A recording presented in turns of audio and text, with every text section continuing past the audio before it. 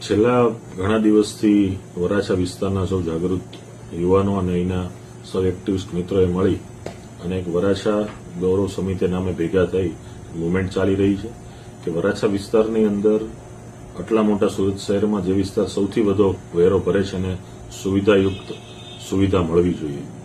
આજના સમયની અંદર વરાછાના સૌથી મોટા ફ્લાયઓવર બ્રિજ એટલે કે શ્રીનાથજી ફ્લાયઓવર બ્રિજ હોય, ત્યારબાદ સીમાડા સરથાણાનો ફ્લાયઓવર બ્રિજ હોય કે અન્ય જે જગ્યાઓ છે કે જ્યાં સરકારે ખૂબ કરોડો રૂપિયા વાપર્યા છે, તો આવા બ્રિજની નીચે અનૈતિક પ્રવૃત્તિઓ થઈ રહી છે, ગાંજા જેવા દૂષણો વેચાઈ રહ્યા છે, જાહેરમાં જુગારની પ્રવૃત્તિઓ ચાલી છે જ્યારે ક્લબ ધમધમતા હોય. તો આ પ્રકારની પ્રવૃત્તિઓ ન થવી જોઈએ. એના માટે ખાસ કરીને બે ઓથોરિટીની જવાબદારી વધુ બને છે. એક તો દબાણયુક્ત જે આખી દબાણ થઈ ગયું છે તેને દબાણ મુક્ત કરવા માટે એસએમસીએ પણ પહેલ ભરવી પડશે, એટલે કમિશનર અને મેયરની જવાબદારી ઉભી થાય છે. અને ત્યાર પછી જે આ જે અનૈતિક અને કાયદા વિરુદ્ધની પ્રવૃત્તિઓ ઉભી થઈ છે તો તેના માટે પોલીસની જવાબદારી આવે છે કાયદાની દ્રષ્ટિએ.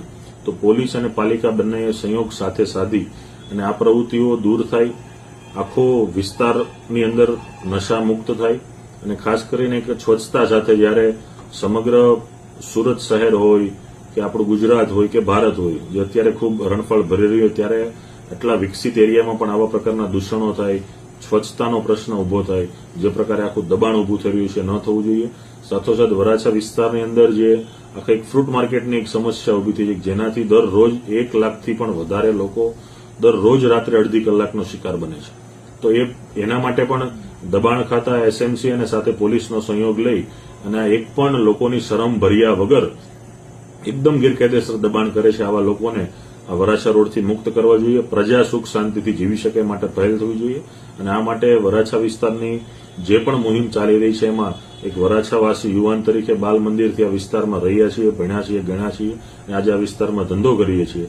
એટલે પવિત્ર ફરજ તરીકે આ સમિતિ સાથે અમે ખૂબ તન મન ધનથી જોડાઈએ છીએ અને જ્યાં પણ અમારી જરૂર હશે ત્યાં અવશ્ય હાજર પણ રહીશું.